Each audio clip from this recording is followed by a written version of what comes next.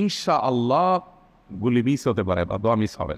আমল করে নিয়মিত আল্লাহ রাব্বুল আলামিন তার সকল পেরেশানির জন্য যথেষ্ট করে দিবেন। এই আমলটা সবগুলো দূর করার জন্য যথেষ্ট হয়ে যায়।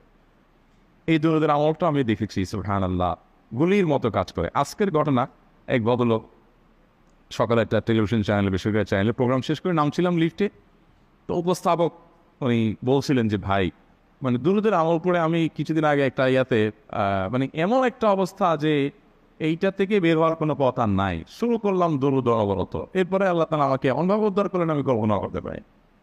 আলহামদুলিল্লাহ এই আমলগুলো করে অনেক ভাইরা আমাকে অভিজ্ঞতা জানাইছে যে আলহামদুলিল্লাহ তাদের অভিজ্ঞতা অলৌকিক। ওই যে বললাম, কখনো যদি আল্লাহ তাআলা আপনার দোয়া কবুল না করেন, তাহলে হয় আমার ত্রুটি আছে, আর না হলে আমার জন্য আল্লাহ তাআলা এর চেয়ে বেটার কিছু রেখেছেন, আমি সেই ইয়াকিন রাখবো ইনশাআল্লাহ। আর এই দোয়াতে সমাধান হবেই হবে, সে বিশ্বাস থাকতে হবে। নবী করিম সাল্লাল্লাহু আলাইহি ওয়াসাল্লাম বলেছেন, হাদিসে কুদসিতে আল্লাহ বলেছেন, আনা ইনদা